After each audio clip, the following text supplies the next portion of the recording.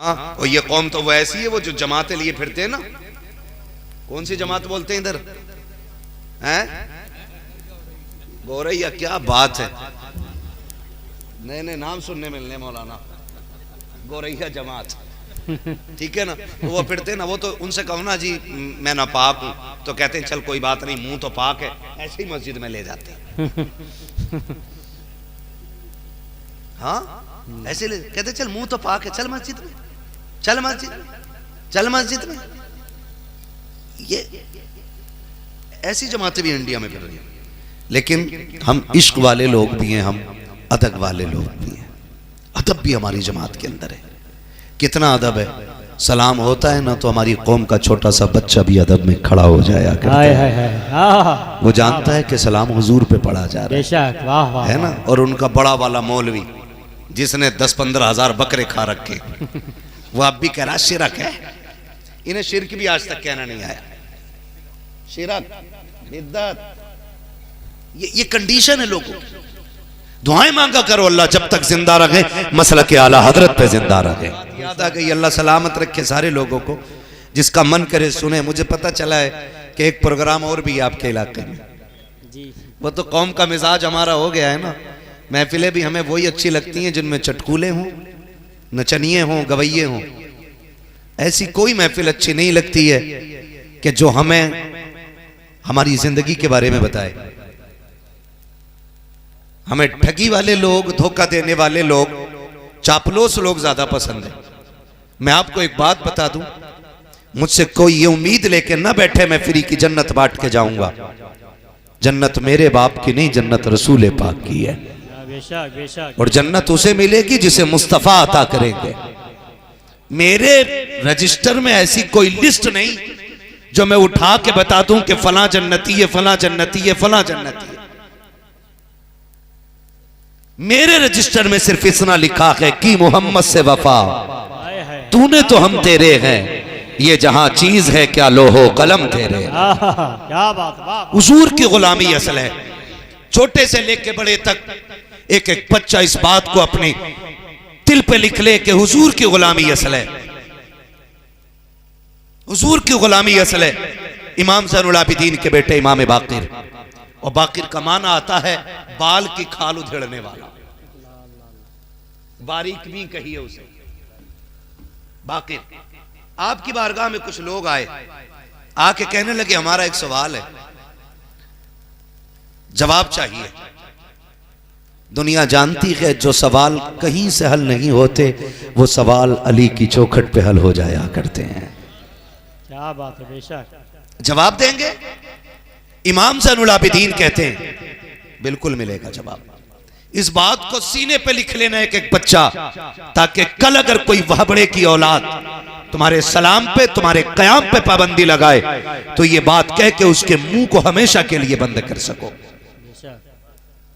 ये याद कर लीजिए, अक्सर हमारे नौजवान बाहर रहते हैं, मुंबई, दुबई, कोयत। अब तो अल्लाह खैर फरमाए, जो लोग 3 साल दुबई में काट आते हैं ना, तो वही यहाँ के टांगे फैला के नमाज पढ़ना शुरू कर देते हैं और कहते हैं असल दीन तो यही है। कुछ लोग हैं ऐसे, सारे नहीं हैं जी, कुछ लोग ऐसे, तो उनका तरीका यहां लाते। आपसे मेरी गुजारिश इतनी है, कहीं भी जाइए मसला के आला हजरत ना छोड़िए। बेशक, बेशक। अगर इससे हटे, यूं समझो सावधानी घटी, हटी दुर्घटना घटी, दुर्घटना घटी, वहां से आके टांगे फैला के कह रहा नहीं नहीं असल दीन तो ये काबे में भी ऐसी नमाज होती है, मस्जिद नबी में भी ऐसा देखा है, हरम में पढ़ने वाले को ऐसा देखा है।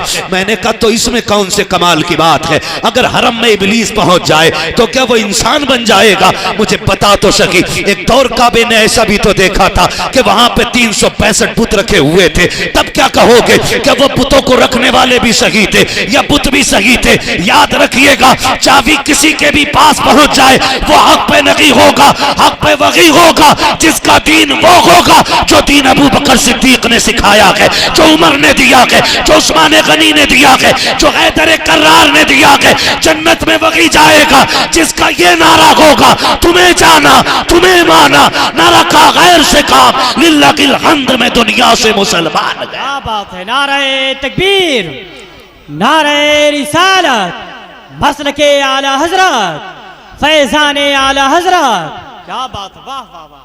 धोखे में ना पड़ना कि वहां का इमाम ऐसा करता है। वो भाई याद रखिएगा, इश्क और अदब जो हिंदुस्तान में पाया जाता है ना, वो कहीं नहीं मिलता है। आप देखें हमारे हिंदुस्तान में नमाज की एहतियात देखें, पूरे कपड़ों में पढ़ते हैं, टोपी हर जवान के सर पे होगी, है ना। और कुछ बाहर जाके चले, इंडिया के बाहर निकल जाओ ना, तो कोई इतने में नमाज पढ़ रहा है, कोई बिना टोपी के पढ़ रहा है, कोई बनियान में ही खड़ा हो गया है। हाँ, और ये कौम तो वो ऐसी है, वो जो जमातें लिए फिरते हैं ना, कौन सी जमात बोलते हैं इधर, हैं गोरैया, क्या बात है, नए नए नाम सुनने मिलने मौलाना, गोरैया जमात, ठीक है ना। तो वो फिरते ना, वो तो उनसे कहो ना जी मैं नापाक हूं, तो कहते हैं चल कोई बात नहीं, मुंह तो पाक है, ऐसे ही मस्जिद में ले जाते हैं। हाँ, ऐसे ले कहते चल मुंह तो पाक है, चल मस्जिद में, चल मस्जिद में, चल मस्जिद में। ये ऐसी जमातें भी इंडिया में फिर रही हैं। लेकिन हम इश्क वाले लोग भी हैं, हम अदब वाले लोग भी हैं। अदब भी हमारी जमात के अंदर है। कितना अदब है, सलाम होता है ना तो हमारी कौम का छोटा सा बच्चा भी अदब में खड़ा हो जाया करता है। वो जानता है कि सलाम हुजूर पे पढ़ा जा रहा है, वाह वाह, है ना। और उनका बड़ा वाला मौलवी जिसने 10-15 हजार बकरे खा रखे, वो अब भी कह रहा शिरक है। इन्हें शिरक भी आज तक कहना नहीं आया। शिरक, बिद्दत, ये कंडीशन है लोगों की। दुआएं मांगा करो अल्लाह जब तक जिंदा रखे, मसला के आला हजरत पे जिंदा रखे। बेशक बेशक।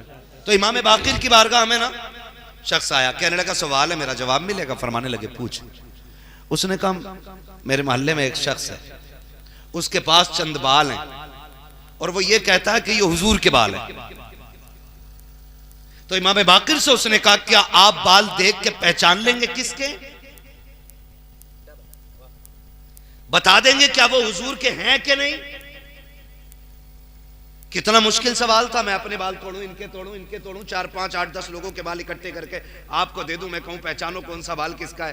पहचान लेंगे हम लोग? बोले बोले, बात समझ में आ रही है तो पहचान सकते हम लोग?